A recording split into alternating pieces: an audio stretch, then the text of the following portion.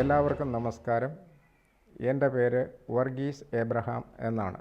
എൻ്റെ സ്വദേശം കൊല്ലം ജില്ലയിലെ ഉമ്മന്നൂർ എന്ന സ്ഥലത്തെ പഴിഞ്ഞം എന്ന ഗ്രാമം ആണ്.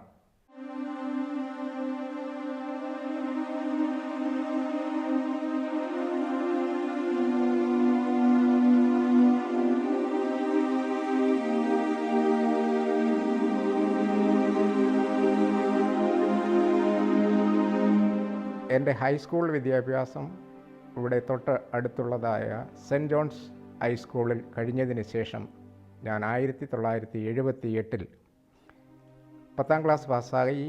1985 ഡിഗ്രിയും പാസ്സായി.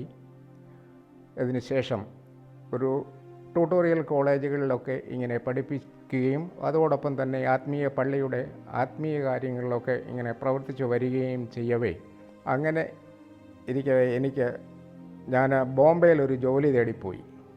ബോംബെയിൽ ഏകദേശം 5 വർഷക്കാലം ഞാൻ ബോംബെയിൽ ജോലി ചെയ്തുകൊണ്ടിരിക്കെ വിദേശത്തേക്ക് പോകണമെന്നുള്ള ഒരാഗ്രഹം എൻ്റെ മനസ്സിൽ ഉണ്ടായിരുന്നു. എന്നാൽ ആ വിഷയം വെച്ച് ദൈവത്തോട് പ്രാർത്ഥിച്ചുകൊണ്ടിരുന്നു. പ്രാർത്ഥന കേൾക്കുന്നവനായ ദൈവം 1991 നവംബർ മാസം 15-ാം തീയതി ഞാൻ സൗദി റിയാദ് എയർപോർട്ടിൽ ഇറങ്ങി. അവിടെയുള്ള പ്രസിദ്ധമായ ഒരു ഡയറി ഫാമായ അൽസാഫി ഡയറി കമ്പനിയിൽ എനിക്കൊരു വെയർഹൗസ്മാൻ്റെ ജോലിയിൽ ഞാൻ നിയമിതനായി. കമ്പനി വളരെ വലുതാണ്. ലോക നിലവാരത്തിൽ 1ാം സ്ഥാനത്ത് നിൽക്കുന്നതായ ഒരു ഡയറി ഫാം. ഏകദേശം 40,000-ഓളം പശുക്കളെ വളർത്തി അതിൻ്റെ പാൽ അവിടെ തന്നെ ഉൽപ്പാദിപ്പിച്ച് മിഡിൽ ഈസ്റ്റിലുള്ളതായ എല്ലാ രാജ്യങ്ങളിലും ഡിസ്ട്രിബ്യൂട്ട് ചെയ്യുന്നതായ ഒരു ഇൻ്റഗ്രേറ്റഡ് ഡയറി ഫാം, ലോകത്തിലെ 1ാം നമ്പർ എന്ന രീതിയിലുള്ള ഗിന്നസ് അവാർഡൊക്കെ ലഭിച്ചതായ ഒരു കമ്പനി ആയിരുന്നു ഞാൻ ജോലി ചെയ്യുന്നത്. കമ്പനി വളരെ വലുതായിരുന്നെങ്കിൽ തന്നെയും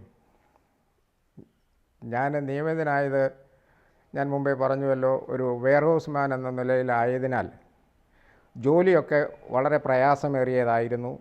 അതായത് ഒരു വലിയ കമ്പനിയിൽ ലോഡ് വരുമ്പോൾ അതിനെ അൺലോഡ് ചെയ്യാനും അങ്ങനെയൊക്കെ വളരെയധികം ബുദ്ധിമുട്ടുകളൊക്കെ ജോലിയിൽ സഹിച്ചിട്ടുണ്ട്. ആ അവസരങ്ങളിലൊക്കെയും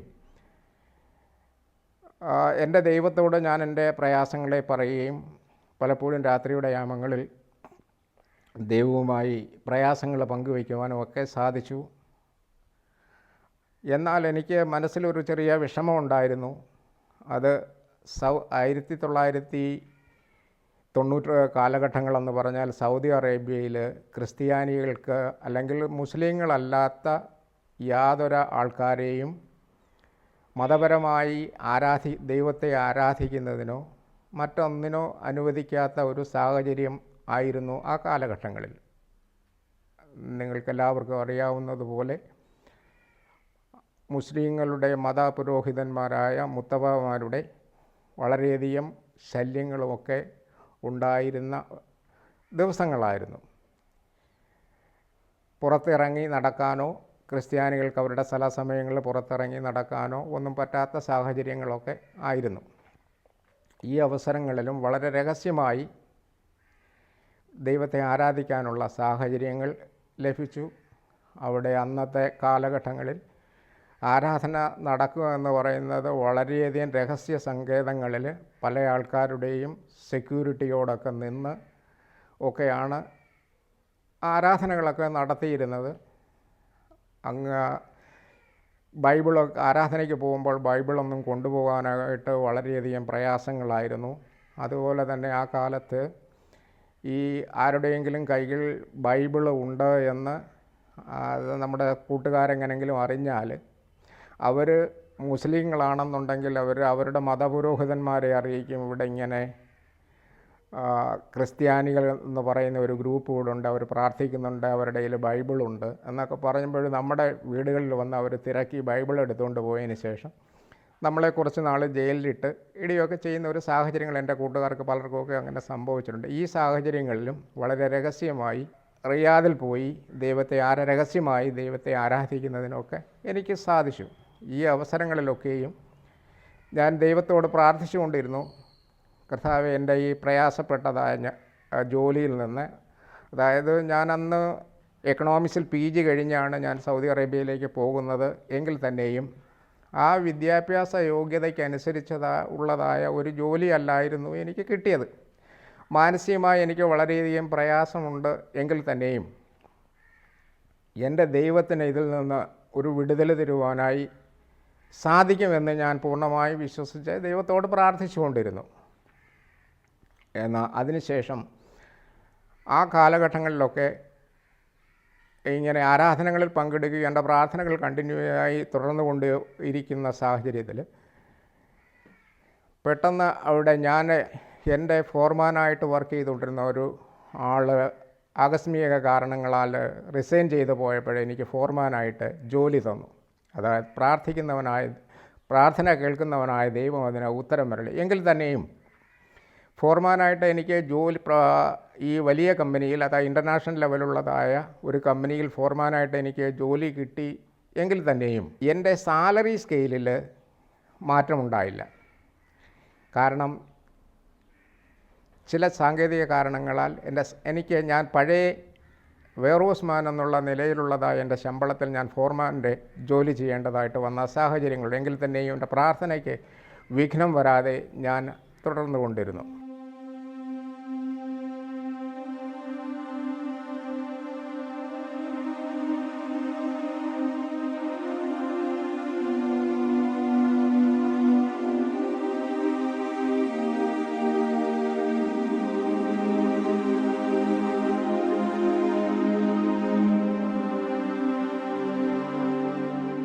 ഞാൻ എൻ്റെ പ്രാർത്ഥന തുടർന്നുകൊണ്ടിരുന്നു.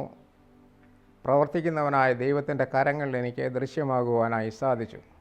അങ്ങനെ ഇരിക്കവേ അന്ന് എൻ്റെ സെക്ഷൻ മാനേജറായിരിക്കുന്ന ഒരു ബ്രിട്ടീഷുകാരൻ ശാരീരിക സുഖമില്ലാതെ റിട്ടയറായി അദ്ദേഹത്തിൻ്റെ രാജ്യത്തേക്ക് മടങ്ങിപ്പോയി. ആ അവസരത്തിൽ ഒരു ഇന്ത്യക്കാരനായിട്ടുള്ള ഒരു വ്യക്തി എൻ്റെ മാനേജറായിട്ട് വരികയും അപ്പോൾ ഞങ്ങൾ തമ്മിലുള്ള വ്യക്തിപരമായ സംഭാഷണത്തിൽ ഞാൻ അവിടെ 1991 മുതൽ ജോലി ചെയ്തതായ കാര്യങ്ങൾ, ഇതിനിടയ്ക്ക് തന്നെ ഒരു 5-6 വർഷം കടന്നുപോയി, എൻ്റെ വ്യക്തിപരമായ കാര്യങ്ങളൊക്കെ പറയുകയും ഒക്കെ ചെയ്തപ്പോൾ അദ്ദേഹം എൻ്റെ മുടങ്ങിക്കിടന്നതായ ശമ്പളം ഒക്കെയും തരുവാനായി ടോപ്പ് മാനേജ്മെൻറ്റിനോട് ആവശ്യപ്പെടുകയും അതനുസരിച്ച് അന്ന് മുതൽ എനിക്ക് ഒരു ഫോർമാൻ എന്നുള്ള നിലയിൽ എനിക്ക് എൻ്റെ ശമ്പളം ലഭിക്കുവാനും ഒക്കെ സാധിച്ചു.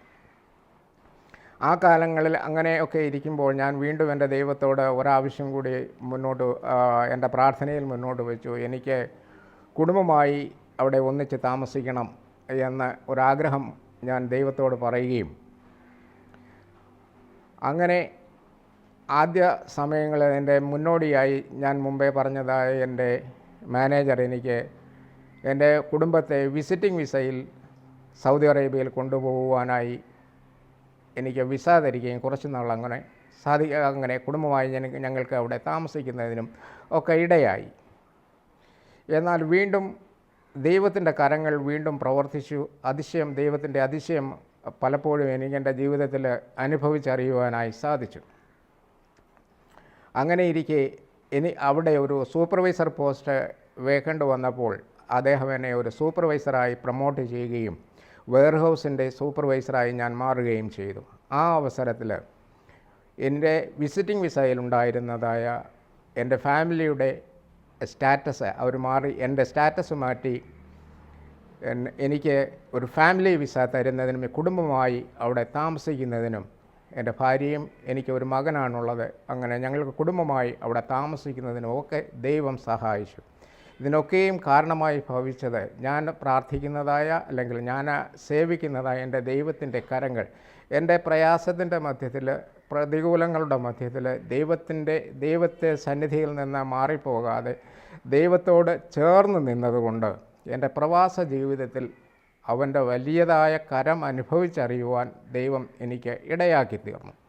അങ്ങനെ ഞാൻ സൂപ്പർവൈസറായി ജോലി ചെയ്തുകൊണ്ടിരിക്കുമ്പോൾ എനിക്കവിടെ താമസിക്കുവാനായി കമ്പനിയുടെ ചിലവിൽ തന്നെ എല്ലാ സൗകര്യങ്ങളും ഉള്ളതായ ക്വാർട്ടേഴ്സ് അനുവദിച്ചു തന്നു. ഏകദേശം 4 ബെഡ്റൂമും ഉള്ള ഒരു ഹാളും ഒക്കെ ഉള്ളതായ എല്ലാ സൗകര്യങ്ങളും ഉള്ളതായ കമ്പനിക്കകത്ത് തന്നെ ഉള്ളതായ ഒരു ക്വാർട്ടേഴ്സ് ദൈവം എനിക്ക് അനുവദിച്ചു തന്നു. ഈ നന്മ ചെയ്തവനായ ദൈവത്തെ ഒരിക്കലും മറന്നു പോകരുത് എന്ന് എനിക്ക് വളരെയധികം ആഗ്രഹമുണ്ടായിരുന്നു. ആ സമയങ്ങളിൽ എൻ്റെ അവിടെയുള്ള, അതായത് ഞാൻ മുൻപേ സൂചിപ്പിച്ചുവല്ലോ, ആരാധനയിൽ പങ്കെടുക്കുക എന്നുള്ളത് സൗദി അറേബ്യയെ സംബന്ധിച്ചിടത്തോളം വളരെ പ്രയാസമുള്ള ഒരു കാലഘട്ടമാണ്. ആ സാഹചര്യത്തിൽ ഇതിനോട് താല്പര്യമുള്ളതായ ഒരു 5-8 പേരെ ഞാൻ കൂട്ടി വരുത്തി എൻ്റെ റൂമിൽ അതായത് ഞങ്ങൾ കുടുംബമായി താമസിക്കുന്ന ഫാമിലി വില്ലയുടെ ഒരു മുറിയിൽ ആരും അറിയാതെ വളരെ ശബ്ദം കുറച്ച് ദൈവത്തെ ആരാധിക്കുന്നതിന് ഇടയായിത്തീർന്നു. ഞങ്ങൾ 8 പേര് എല്ലാ ശനിയാഴ്ചകളിലും, അവിടെ ശനിയും ഞാൻ സൂപ്പർവൈസർ ആയതുകൊണ്ട് എനിക്ക് വെള്ളിയും ശനിയും അവധിയായിരുന്നു. അങ്ങനെ ശനിയാഴ്ച വൈകുന്നേരങ്ങളിൽ എല്ലാ ദിവസവും എൻ്റെ റൂമിൽ ഞങ്ങൾ 8 പേര് കടന്നു വരുന്നതിനും ദൈവത്തെ ആരാധിക്കുന്നതിനും ഒക്കെ ദൈവം കൃപ ചെയ്തു. ഈ സാഹചര്യത്തിൽ ഞാൻ അറിഞ്ഞതായ ദൈവീക സത്യം അവർക്ക് പറഞ്ഞു കൊടുക്കുന്നതിനും അതിലുപരി വേദപുസ്തകത്തെ അവർക്ക് കൂടുതലായി പരിചയപ്പെടുത്തുന്നതിനുമൊക്കെ സഹായിച്ചു. അതിന് ഞാൻ കണ്ടതായ, നമ്മൾ അവരുടെ സുവിശേഷം പറഞ്ഞാലും അവർ അത് എത്രത്തോളം മനസ്സിലാക്കുന്നു എന്ന് എനിക്ക് മനസ്സിലാക്കുവാൻ വേണ്ടി അതിന് ഞാൻ മത്തായിയുടെ സുവിശേഷം, ഞങ്ങൾ ആരാധന തുടങ്ങി ഏകദേശം 3-4 ആരാധന കഴിഞ്ഞപ്പോൾ ഞാൻ പറഞ്ഞു, നമുക്ക് വേദപുസ്തകം ഭംഗിയായി പഠിക്കണം, അതുകൊണ്ട് നമുക്കൊരു കാര്യം ചെയ്യാം, മത്തായിയുടെ സുവിശേഷം മുതൽ നമുക്ക് തുടങ്ങിയിട്ട് ഒരു ദിവസം ഒരു അധ്യായം വെച്ച് വരുന്നവരെല്ലാവരും ഈ ബാക്കി ഒരാഴ്ച സമയം കിട്ടുമ്പോൾ ആ വേദഭാഗം പഠിച്ചുകൊണ്ട് വരികയും അന്നത്തെ ആ അധ്യായത്തിൽ നിന്ന് ഓരോരുത്തർ, അതായത് അന്ന് എല്ലാവരും ആരാധനയ്ക്ക് വരുമ്പോൾ ഒരേ മുറയിലാണ് എല്ലാ ദിവസവും ഇരിക്കുന്നത്. അതുകൊണ്ട് ആ ലൈനായിട്ട് ഓരോരുത്തർ ഓരോ അധ്യായത്തിൽ നിന്ന് പ്രസംഗിക്കണം എന്ന് പറഞ്ഞു. ഇതിൽ അന്ന് ഞങ്ങൾ കൂടി വന്ന 8 പേരിൽ വിദ്യാഭ്യാസം കുറഞ്ഞവരുണ്ട്, ലേബറായി ജോലി ചെയ്യുന്നവരുണ്ട്, ഇങ്ങനെ പല വിദ്യാഭ്യാസ യോഗ്യതകളുള്ളവരുണ്ട്, വേദപുസ്തകത്തെ അത്രയധികം വലിയ പരിജ്ഞാനമില്ലാത്തവരുണ്ട്. എങ്കിൽ തന്നെയും അവരത് അംഗീകരിക്കുകയും എല്ലാവരും അവർ പ്രാർത്ഥനയ്ക്ക് വരുമ്പോൾ അവരുടെ ടേൺ അനുസരിച്ച് അവർക്ക് വരുന്നതായ വേദഭാഗം അവർ പഠിച്ചുകൊണ്ട് വന്നിട്ട് ഒരു 5 മിനിറ്റ് അവർ അതിൽ നിന്ന് പ്രസംഗിക്കുവാനായി തുടങ്ങി. അങ്ങനെ ഞങ്ങൾ 8 പേരും അത്യാവശ്യത്തിന് വേണ്ടി വന്നാൽ ഒന്ന് ദൈവത്തെ സാക്ഷീകരിക്കുന്നതിനും ഒരു ചെറിയ പ്രസംഗം ചെയ്യുന്നതിനുമൊക്കെ ഞാൻ അവരെ പ്രാപ്തരാക്കി. അതിനുശേഷം ഞാൻ ആ ഭാഗത്ത് നിന്ന് എനിക്കറിയാവുന്ന രീതിയിൽ അവരെ പറഞ്ഞു കൊടുക്കുകയും പിന്നെ എല്ലാവരുടെയും വിഷയങ്ങൾ വെച്ച് മധ്യസ്ഥ പ്രാർത്ഥന നടത്തുകയും ഏകദേശം 2 മണിക്കൂർ നേരം ഞങ്ങൾ ആ ഫാമിലി വില്ലയിൽ ചിലവഴിച്ച് ദൈവത്തെ മഹത്വപ്പെടുത്തുന്നതിന് ഇടയായിത്തീർന്നു. ഇതിന് ഇടയിൽ ദൈവം പ്രവർത്തിച്ചതായ ഏറ്റവും വലിയ കാര്യം എന്ന് പറയുന്നത്, എൻ്റെ കൂടെ ആരാധനയിൽ പങ്കെടുത്തുകൊണ്ടിരുന്ന ഒരു സഹോദരൻ, അദ്ദേഹത്തിൻ്റെ പേര് ബിജു എന്നാണ്. ജോലി ചെയ്യുന്നതിനിടയിൽ അദ്ദേഹത്തിന് ഒരു നെഞ്ചുവേദന അനുഭവപ്പെട്ടു, ഹാർട്ട് അറ്റാക്ക് പോലെ വന്നു. അത് അവിടെ നിന്ന് ആംബുലൻസിലെടുത്തിട്ട് കൊണ്ട് തൊട്ടടുത്തുള്ളത് ആ ഗവൺമെൻറ് ഹോസ്പിറ്റലിൽ ഞാൻ കൊണ്ടുപോയി. എന്നാൽ അവിടെ സാഹചര്യങ്ങൾ മോശമായി വന്നതുകൊണ്ട് അവിടുന്ന് വീണ്ടും റിയാദിലുള്ളതായ ഒരു വലിയ ഹോസ്പിറ്റലിലേക്ക് കൊണ്ടുപോയി. അദ്ദേഹത്തിന് ഞങ്ങളുടെ പ്രാർത്ഥന അദ്ദേഹത്തോടൊപ്പം ഉണ്ടായിരുന്നു. എങ്കിൽ തന്നെയും വളരെയധികം ദൈവത്തിൻ്റെ കരം സ്പർശിച്ചറിയുവാനായി സാധിച്ച ഒരു സാഹചര്യമാണ്. ഹാർട്ട് അറ്റാക്ക് മരണത്തിൻ്റെ വക്കോളം എത്തിയതായ ആ ബിജു ബ്രദറിനെ ദൈവം അതിശയകരമായി വിടുവിച്ചു. ബിജു ബ്രദർ ഇന്നും അൽസാഫിയിൽ തന്നെ ഒരു വെൽഡറായി ജോലി ചെയ്യുന്നു എന്നുള്ളത് ഒരു മഹത്വമേറിയ സാക്ഷിയാണ്. ഞാൻ അന്ന് തുടങ്ങി വെച്ച്, ഞാൻ സൗദി അറേബ്യയിൽ നിന്ന് റിട്ടയറായി വന്നിട്ട് ഏകദേശം 5 വർഷം കഴിഞ്ഞു. ഇപ്പോഴും എനിക്ക് അറിയുവാൻ സാധിക്കുന്നത് ആ പ്രാർത്ഥന ഇപ്പോഴും അവരവിടെ ചില ദിവസങ്ങളിലൊക്കെ ചെയ്യുന്നുണ്ട് അവർ. കാരണം ഇപ്പോഴും നാം ഇവിടെ കേരളത്തിൽ ആരാധിക്കുന്നത് പോലെ സ്വതന്ത്രമായി സൗദി അറേബ്യയിൽ ആരാധിക്കാനൊന്നും പറ്റുന്ന സാഹചര്യമല്ല എന്നുള്ളത് എല്ലാവർക്കും അറിയാം. ഇപ്പോഴും അവർ ആരാധന അവിടെ നടത്തുന്നു എന്നുള്ളത് വളരെ സന്തോഷകരമായ ആ കാര്യം തന്നെയാണ്. ഇങ്ങനെ കാര്യങ്ങൾ മുന്നോട്ട് നടന്നു പോകുമ്പോൾ റിയാദ് നേരത്തെ ഞാൻ പറഞ്ഞതുപോലെ റിയാദിലൊക്കെ വേണമായിരുന്നു ആരാധനയ്ക്ക് പോകുവാനായി. എന്നാൽ എന്നോടൊപ്പം വർക്ക് ചെയ്യുന്നതും അൽഖർജ് എന്ന് പറയുന്ന സ്ഥലത്തുള്ളതുമായ കുറേ സഹോദരങ്ങൾ എന്നോട് പറഞ്ഞു, വർഗീസായ, ഞങ്ങൾക്കൊരു മീറ്റിംഗ് ഇവിടെ തുടങ്ങണമെന്ന് ആഗ്രഹമുണ്ട്, അച്ചായൻ വന്നൊന്ന് സഹായിക്കാൻ ഒക്കുമോ എന്ന് ചോദിച്ചു. ഞാൻ പറഞ്ഞു, ഞാൻ വേദപുസ്തകത്തിൽ അത്ര വലിയ പരിജ്ഞാനമൊന്നും എനിക്കില്ല, എങ്കിൽ തന്നെയും എന്നാലാവുന്നത് ഒക്കെ ഞാൻ ചെയ്യാം എന്ന് പറഞ്ഞ് അത് എല്ലാ ശനിയാഴ്ച വൈകിട്ടും അവിടെ കർജിൽ ഒരു ഭവനം ഞങ്ങൾ വാടകയ്ക്കെടുത്ത് അതിന് സൗണ്ട് പ്രൂഫിംഗ് ഒക്കെ ചെയ്ത് വളരെ രഹസ്യമായി ഞങ്ങൾ 10-20 പേര് അവിടെ കൂടി ആരാധിക്കാനായി തുടങ്ങി. ഈ അവസരത്തിൽ എൻ്റെ ഭവനത്തിൽ നടത്തിക്കൊണ്ടിരുന്ന ശനിയാഴ്ചത്തെ പ്രാർത്ഥന ഞായറാഴ്ചയ്ക്ക് മാറ്റി. അങ്ങനെ ഞങ്ങൾ അവിടെ ആരാധിച്ചുകൊണ്ടിരിക്കുന്ന സമയത്ത് അവിടെയുള്ളതായ എല്ലാ മർത്തോമക്കാരും കൂടി വരുന്നതിനിടയായി തീർന്നു. അത് വളരെ രഹസ്യമായിട്ടാണ്. ഫ്ലാറ്റിൻ്റെ ഏറ്റവും മുകളിലത്തെ നിലയിൽ വളരെ രഹസ്യമായി ദൈവത്തെ ആരാധിച്ചു. റൂമൊക്കെ നല്ല തെർമോക്കോളും ഒക്കെ വെച്ച് വളരെയധികം സൗണ്ട് പ്രൂഫ് ചെയ്ത് ആരെങ്കിലും വന്ന് ഗേറ്റിന് പുറത്ത് വന്ന് വാതിൽ മുട്ടിയാലും ഞങ്ങളുടെ ആരുടെയെങ്കിലും പെർമിഷൻ കൂടാതെ ഡോറ് തുറക്കത്തില്ല. അവർ പോയതിന് ശേഷം മാത്രം അന്ന് എന്ത് സംഭവം നടന്നുകൊണ്ടിരുന്നാലും അവിടെ വെച്ച് ഞങ്ങൾ നിർത്തും. അങ്ങനെ അതൊക്കെ ക്ലിയർ ആയതിന് ശേഷം വീണ്ടും ഞങ്ങൾ ആരാധന തുടങ്ങും.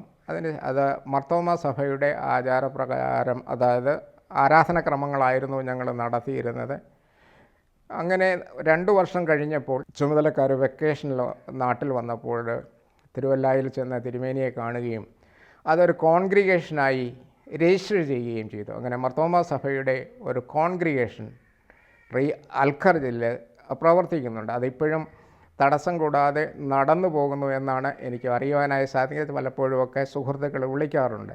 അങ്ങനെ പ്രവാസത്തിൽ എന്നെ കരുതിയതായ ദൈവത്തെ പലർക്കും കാണിച്ചു കൊടുക്കുന്നതിനും അവൻ്റെ മഹത്വമേറിയ ശുശ്രൂഷ ചെയ്യുന്നതിനുമൊക്കെ ദൈവം എന്നെ സഹായിച്ചു.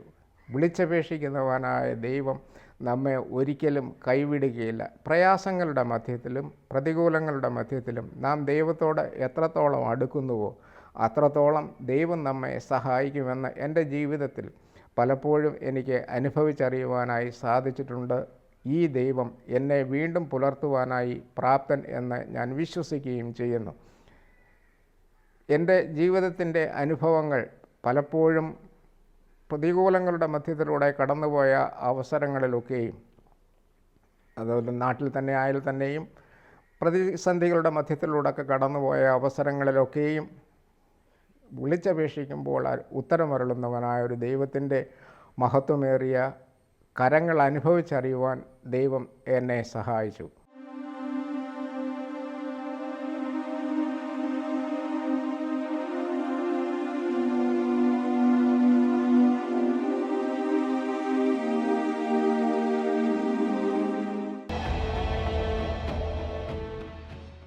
ഞാനിവിടെ നാട്ടിലായിരുന്നപ്പോൾ ഞാൻ മർത്തോമ സഭയുടെ ആചാരപ്രകാരം വിശ്വാസപ്രകാരം വളർത്തപ്പെട്ട ഒരു വ്യക്തിയാണ്.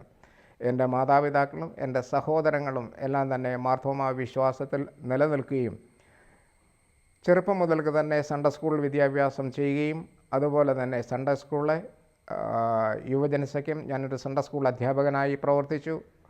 ഇടവക സൺഡേ സ്കൂളിൻ്റെ യുവജനസഖ്യത്തിൻ്റെ സെക്രട്ടറിയായി പ്രവർത്തിച്ചു. അങ്ങനെ പല തലങ്ങളിലും ഇങ്ങനെ ദൈവവുമായി അടുത്ത് ജീവിക്കാനൊക്കെ കഴിഞ്ഞുകൊണ്ടിരുന്ന ഒരു കാലഘട്ടമായിരുന്നു. അതിനുശേഷം ഞാൻ മുമ്പേ പറഞ്ഞതുപോലെ തന്നെ 5 വർഷക്കാലം ബോംബെയിൽ ജോലി തേടിപ്പോയപ്പോൾ അവിടെ താമസിക്കുവാനിടയായി തീർന്നു. അവിടെയും വിക്രോളി എന്ന് പറയുന്നതായ മാർത്തോമ സഭയോട് ചേർന്ന് പ്രവർത്തിക്കുവാനൊക്കെ സാധിച്ചു. എവിടെയായിരുന്നാലും ഞാൻ ചെറുപ്പത്തിൽ മാതാപിതാക്കൾ എന്നെ പഠിപ്പിച്ചതായ ദൈവീക ദർശനം ഉൾക്കൊണ്ടുകൊണ്ട് വളരുവാനായിട്ട് ദൈവം സഹായിച്ചു. എന്നാൽ ഈ നാട്ടിലും ബോംബെയിലുമൊക്കെ ലഭിച്ചതായ ഒരു സാഹചര്യം അല്ലായിരുന്നു സൗദി അറേബ്യയിൽ എനിക്ക് ലഭിച്ചത്. എന്നാൽ പരസ്യമായി ആരാധിക്കുന്നതിനോ അല്ലെങ്കിൽ ദൈവത്തിൻ്റെ നാം വിശ്വസിക്കുന്നതായ കർത്താവായ യേശുക്രിസ്തുവിൻ്റെ നാമം പറയുന്നതിനോ ഒന്നും അനുവാദമില്ലായിരുന്നു എന്ന് ഞാൻ മുൻപേ പറഞ്ഞുവല്ലോ. ഈ അവസരങ്ങളിൽ എന്നെ അലട്ടിയതായ ഒരു വലിയ പ്രശ്നമായിരുന്നു എനിക്ക് ഇത്രയധികം നന്മകൾ ചെയ്തതായ ദൈവത്തെ മറ്റുള്ളവർക്ക് എങ്ങനെ കാണിച്ചു കൊടുക്കുവാൻ സാധിക്കും എന്നുള്ളത് എന്നെ അലട്ടിയ ഒരു വലിയ പ്രശ്നമായിരുന്നു. ഈ സാഹചര്യങ്ങളിൽ ഞാൻ പലപ്പോഴും മർത്തോമാ സഭയുടെ പ്രാർത്ഥനാ കൂട്ടങ്ങൾ ഇല്ലാത്ത അവസരങ്ങളിൽ പലപ്പോഴും ഞാൻ അതായത് പെന്തക്കോസ്ത് വിഭാഗത്തിൻ്റെയൊക്കെ കാരണം എനിക്ക് എങ്ങനെയെങ്കിലും ഒരു ആരാധനയിൽ പങ്കെടുക്കണം എന്നുള്ള ഒരു വലിയ ആഗ്രഹം മനസ്സിലുണ്ടായിരുന്നത് കൊണ്ട് എൻ്റെ കൂട്ടുകാരോടൊക്കെ ഞാൻ വെള്ളിയാഴ്ച ദിവസങ്ങളിൽ അവധി ആയതുകൊണ്ട് ഞാൻ കൂട്ടുകാരോട് ഞാൻ ചോദിക്കും, ആരാധന എവിടെയെങ്കിലും നടക്കുന്നുണ്ടോ എന്ന് ചോദിക്കുമ്പോൾ അവരോട് ചേർന്ന് റിയാദിൽ അതുപോലെ തന്നെ പല സൗദി അറേബ്യയുടെ പല പ്രാന്തപ്രദേശങ്ങളിലും ഒക്കെ ഞാൻ മുമ്പേ പറഞ്ഞതുപോലെ വളരെ രഹസ്യമായി ടെൻറ്റുകൾ വാടകയ്ക്കെടുത്ത് അവിടെ ആരാധന നടത്തുന്ന കൂട്ടങ്ങളുണ്ടായിരുന്നു. അവരോട് ചേർന്ന് വളരെ രഹസ്യമായി രാവിലെ ഏകദേശം 7 മണിയാകുമ്പോൾ റൂമിൽ നിന്നിറങ്ങിയാൽ വൈകിട്ട് 8 മണിയായിട്ടൊക്കെ മടങ്ങി വരാൻ സാധിക്കുകയുള്ളൂ. അവരോടൊപ്പം ചേർന്ന് ആരാധനയ്ക്ക് പോകുന്നതിനും ഒക്കെ ദൈവം സഹായിച്ചു. ഈ സാഹചര്യങ്ങളിലൊക്കെ ഞാൻ പറയാൻ ആഗ്രഹിക്കുന്നത്, നാം ദൈവത്തോട് എത്ര അടുത്ത് ജീവിക്കുന്നുവോ, ജീവിതത്തിൻ്റെ പ്രതികൂലങ്ങൾ എന്ത് തന്നെ വന്നാലും ഞാൻ വിശ്വസിക്കുന്നതായ ദൈവത്തിന് അത് മാറ്റിത്തരുവാനായി സാധിക്കും എന്ന് ഞാൻ ഉറച്ചു വിശ്വസിക്കും. എൻ്റെ ജീവിത അനുഭവങ്ങൾ പലപ്പോഴും ഞാൻ ബോംബെയിലായിരുന്ന അവസരങ്ങളിലൊക്കെയും പലപ്പോഴും മരണത്തിൻ്റെ വക്കിലൂടെ കടന്നുപോയ അവസരങ്ങളൊക്കെ ഉണ്ടായിരുന്നു. ഞാൻ ഒരിക്കൽ ബോംബെയിലായിരുന്നപ്പോൾ ഒരിക്കൽ ഷോക്കേറ്റ് ഞാൻ മരിക്കേണ്ടതായിരുന്നു. അതായത് ഒരു അറിയാതെ ഒരു വൈദ്യുതി ലൈനിൽ അറിയാതെ കയറി ചവിട്ടുന്നതിനും ഷോക്കേറ്റ് ഞാൻ എടുത്തടിക്കുന്നത് പോലെ മറിഞ്ഞ് വീഴുന്നതിന്, അന്ന് ഞാൻ എന്നെ ആരോ എറിഞ്ഞതുപോലെ ഞാൻ മറിഞ്ഞ് വീണില്ലായിരുന്നെങ്കിൽ അന്ന് ഞാൻ മരിക്കുമായിരുന്നു. കാരണം അതിൽ നിന്നൊക്കെയും എന്നെ വിടുവിച്ചത്, എന്നെ ആരോ എടുത്തെറിയുന്നത് പോലെ ആണ് ഞാൻ ചെന്ന് വീണത്. എന്നെ അങ്ങനെ മാറ്റി ഇട്ടത് ഒരുപക്ഷെ ദൈവത്തിൻ്റെ കരുണയായിരുന്നു. ദൈവത്തിന് എന്നെക്കുറിച്ച് ഇതൊക്കെ ചെയ്തെടുക്കാനായിട്ടുള്ള ഒരു പദ്ധതിയായിരുന്നു എന്ന് ഞാൻ വിശ്വസിക്കുന്നു. അതായത് നമ്മെ ഭൂമിയിൽ ആക്കിയ കാലം മുതൽ ജീവിതത്തിൻ്റെ സ്പാൻ്റെ ഇടയിൽ ഒരു വലിയ ദൈവീക അനുഭവം അല്ലെങ്കിൽ ദൈവീക ഉദ്ദേശമുണ്ട്. നമ്മുടെ ജീവിതത്തെക്കുറിച്ച് ദൈവത്തിന് ഒരു വലിയ ഉദ്ദേശമുണ്ട് എന്ന് ഞാൻ പൂർണ്ണമായി വിശ്വസിക്കുന്നു. ജീവിത അനുഭവങ്ങൾ എന്നെ പഠിപ്പിക്കുന്നത് അതായത് ദൈവത്തെ നാം എത്രത്തോളം ദൈവത്തോട് ചേർന്ന് നിൽക്കുവാനായി നമ്മുടെ ജീവിതത്തിൽ നമുക്ക് സാധിക്കുന്നുവോ അത്രത്തോളം ഒരു അപ്പന് മക്കളോട് കരുണ തോന്നുന്നത് പോലെ, നമ്മുടെ പ്രിയ മക്കളെ നാം ചേർത്ത് പിടിക്കുന്നത് പോലെ തൻ്റെ മാറോട് ചേർത്ത് പിടിക്കുന്നവനായ ഒരു വലിയവനായ ദൈവമാണ് നമുക്കുള്ളത് എന്ന് എൻ്റെ ജീവിത അനുഭവങ്ങളുടെ മധ്യത്തിൽ നിങ്ങളോട് പറയുന്നതിൽ എനിക്ക് ഏറെ സന്തോഷമുണ്ട്.